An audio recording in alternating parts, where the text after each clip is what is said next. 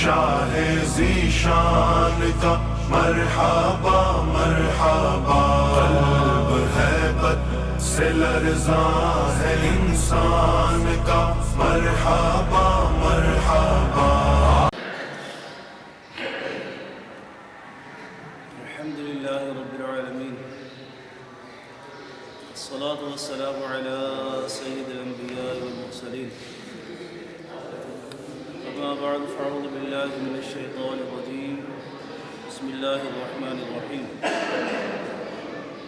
ام المومنین حضرت سیدتنا عائشہ صدیقہ رضی اللہ تعالی عنہ ہماری پیاری امی جان ارشاد فرماتی ہیں،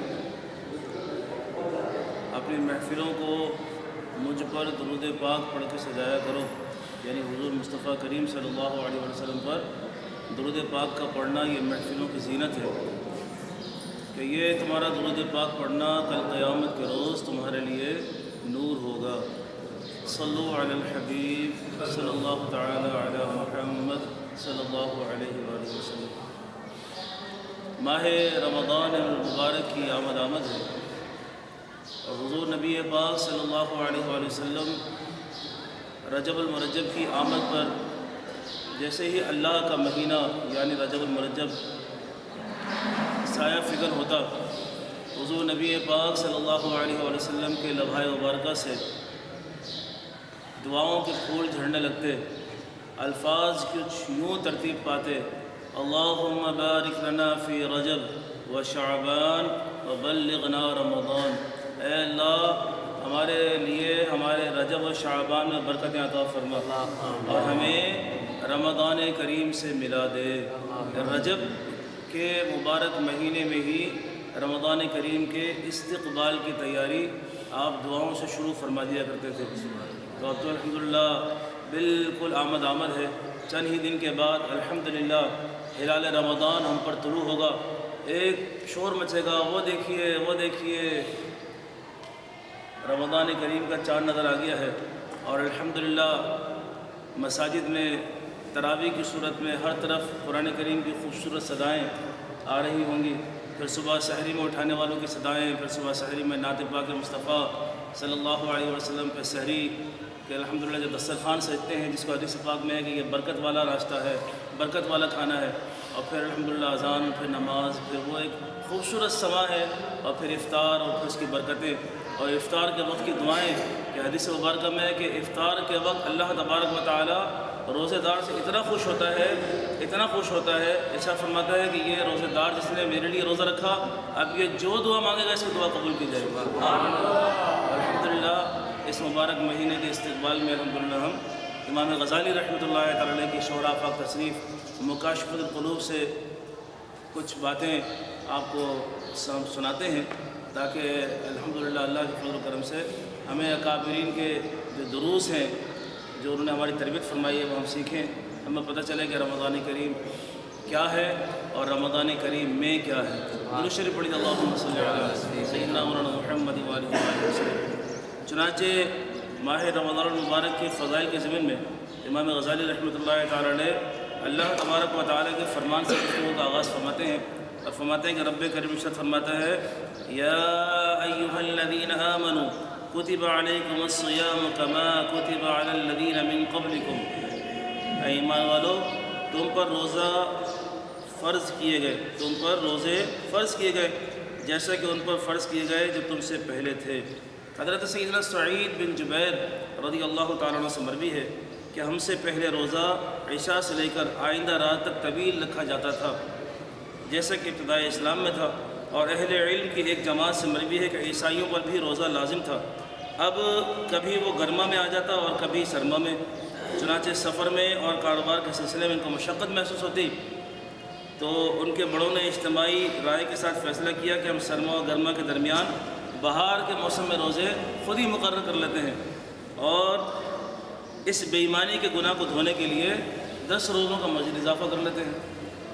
اس کے بعد ان کے ایک بادشاہ نے مرض کی حالت میں اللہ کے نام پر منت مانی کہ اگر ٹھیک ہوا تو 1 ہفتے زیادہ کر دوں گا۔ اس کے بعد ایک اور بادشاہ آیا، اس نے کہا پورے 50 کر لو، پھر ان پر حیوانات کی موت کی وبا آن پڑی تو کہنے لگے روزے بڑھا دو، چنانچہ 10 کا مزید اضافہ کر دیا گیا۔ یوں یہ رمضان شریف کے روزوں میں پہلے تو انہوں نے رمضان شریف کا مہینہ تبدیل کیا اپنے حساب سے، اور پھر اس کے بعد یہ روزوں میں یوں تحریفات کرتے چلے گئے۔ امام بغوی رحمۃ اللہ تعالی علیہ کا فرمان ہے کہ صحیح ہے کہ رمضان ایک مہینے کا نام ہے اور لفظ رمضان سے ہے، یعنی وہ پتھر جو گرم کیا گیا ہو، اس لیے کہ وہ شدید گرمی میں روزے رکھے تھے۔ عربوں نے جب مہینوں کے نام رکھے تو ایسا اتفاق ہوا کہ اس کا نام یعنی رمضان شدید گرمی کے موسم میں تھا۔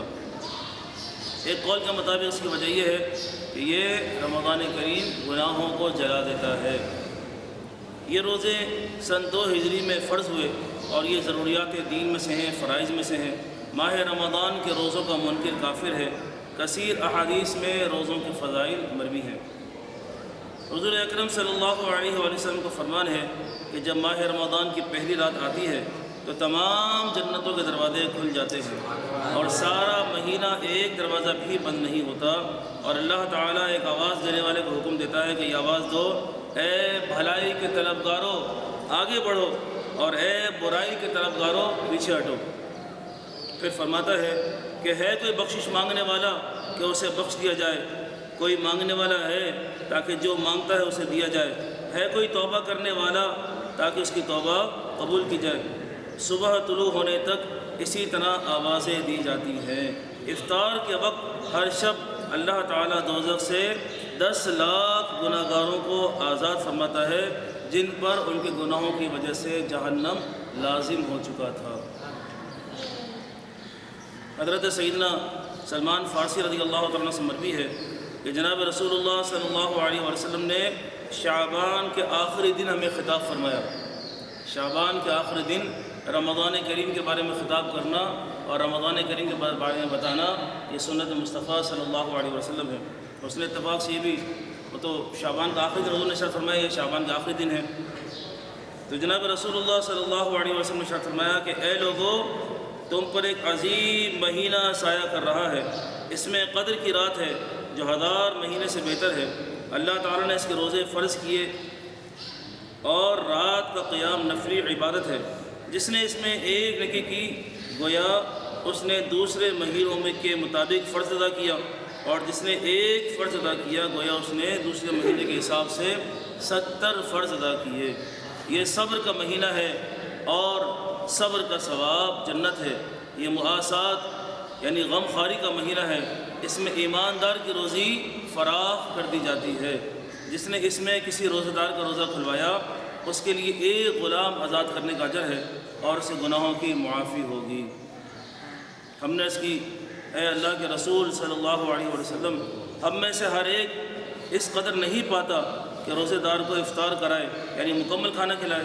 آپ نے فرمایا اللہ تعالیٰ یہ ثواب اس کو بھی دے گا جو کسی روزے دار کو دودھ کا ایک گھونٹ دے دے یا پانی کا ایک گھونٹ دے دے یا ایک کھجور ہی کھلا دے، اور جس نے روزے دار کو سیر ہو کر کھلایا اس کے گناہوں کی معافی ہے، اور اس کو اس کا رب تعالیٰ میرے حوض سے وہ مشروب پلائے گا کہ جس کے بعد وہ کبھی بھی پیاسا نہیں ہوگا،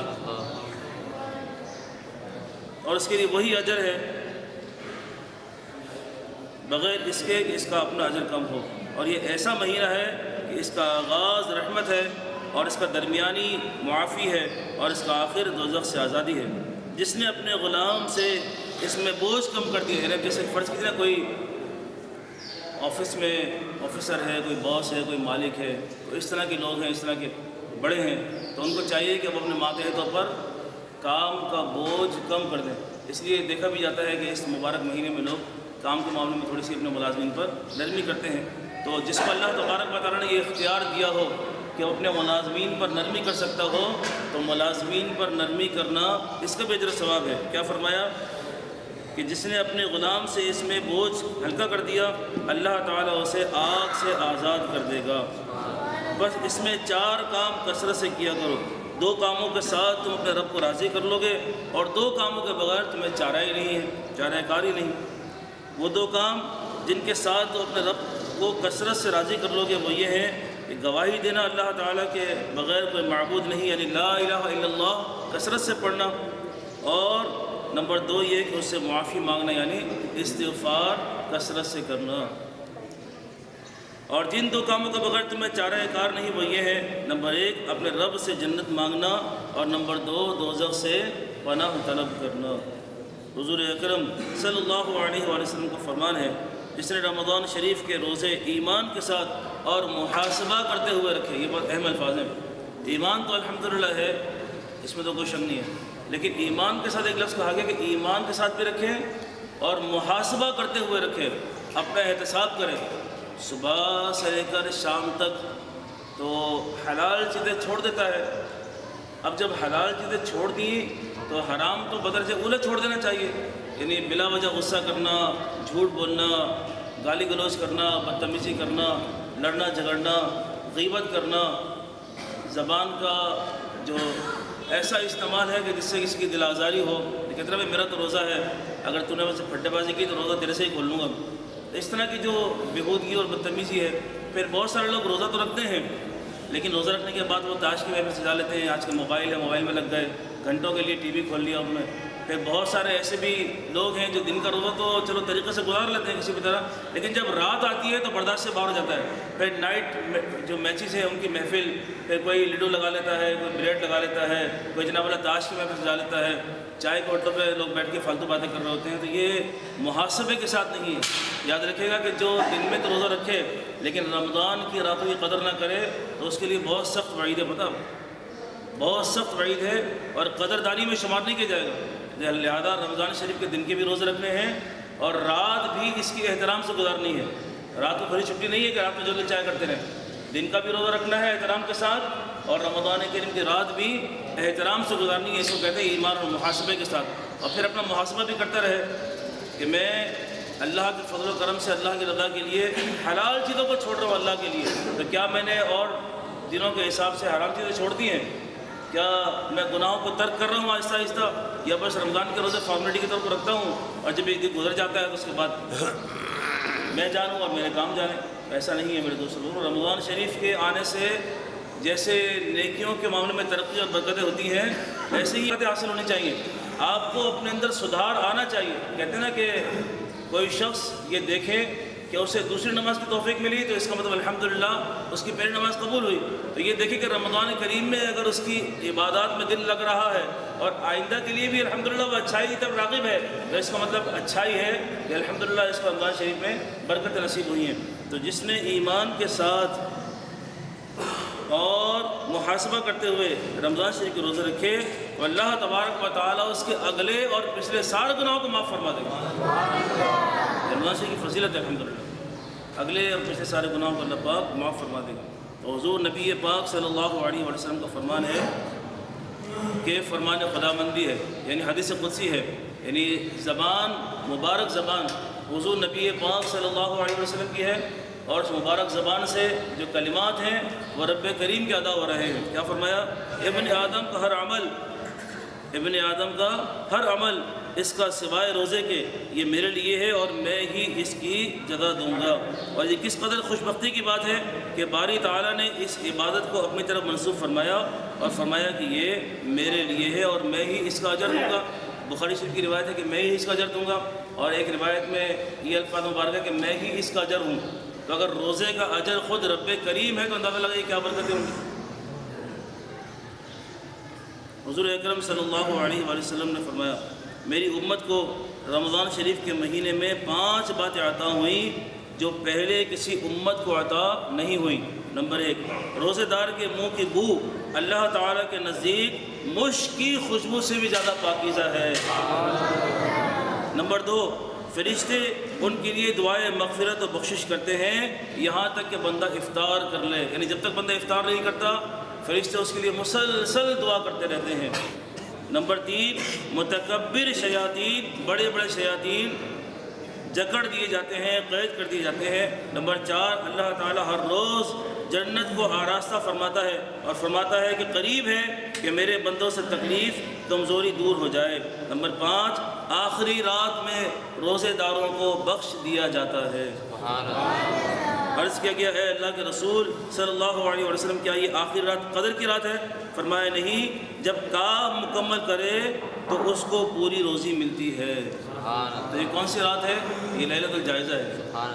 سبحان اللہ تو کہتے ہیں سبحان اللہ۔ ہاں یہ لیلۃ الجائزہ ہے، سمجھا؟ لیلۃ الجائزہ، لیلۃ الجائزہ مینس شباب المکرم کی رات، جب چاند آ جاتا ہے، سب سے نازک رات ہے۔ اپنے کیسے موسم قدر کی رات گزری ہے، شب قدر گزری ہے، ہمارے سامنے شب قدر تو گزری، شب قدر تو محنت مزدوری کی تھی نا، ابھی ریکمنڈیشن کی رات ہے۔ اللہ پاک فرشتوں کو بھیجتا ہے، ہمارا جاوید رضا کہ دیکھو جن مزدوروں نے پورے مہینے محنت مزدوری کی ہے اب وہ کیا کر رہے ہیں،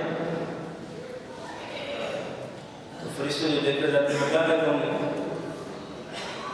جس نے سمجھ لیا، جس نے قدردانی کی، اس کے لیے یہ کہتے ہیں کہ اللہ بہت مصیبت میں ہے، وہ تو اعتکاف میں تھا، ان کا نکلنے کا دل نہیں چاہ رہا، وہ گھر گئے، گھروں میں سمجھ کر آئے، واپس آتا کوئی مسجد میں ہے، کوئی قبرستان میں ہے، چلو کوئی سو ہی رہا ہے، اس لیے کے ساتھ کہ میں نے ابھی عشاء جماعت سے پڑھی ہے اور فجر جماعت سے پڑھوں تو میں نے سنا ہے کہ جو فجر و عشاء جماعت کا اہتمام کرے تو پوری رات شب بیداری کا ثواب ملتا ہے۔ آج کی رات تو شب بیداری کرنے کا ویسے بھی طریقہ ہے، تو میں یوں شب بیداری نہیں کر سکتا، ایسے شب بیداری کا اہتمام کر کے ثواب کو معلوم، تو وہ سو رہا ہے لیکن سوتے ہوئے بھی اس کی نیت مولا تیری کی طرف ہے۔ تو رب کریم فرماتا ہے فائل پر ٹھپا لگتا ہے، سجیشن ہوتی ہے، ریکمنڈیشن، فرماتا ہے دوا ہو جاؤ، کل عید کی نماز میں جب یہ میرے مزدور آئیں گے نا سارے، تو عید کی نماز میں عید ہی میں ان کو بخش دوں گا۔ اب تصویر کا تصرف اللہ پاک تو بازاروں میں ہے، وہ تو ایسے ہو گئے جیسے جان چھوٹی ہو، بازاروں میں ہے، بازاروں میں۔ اب جس کا کام بازار میں اس کی بات نہیں کر رہا، جس کے حالات کمانے کے لیے اس کی بات نہیں کر رہا، جس کو کوئی شرعی عذر ہے اس کی بات نہیں کر رہا، جس کو کوئی طبعی عذر ہے اس کی بات نہیں کر رہا،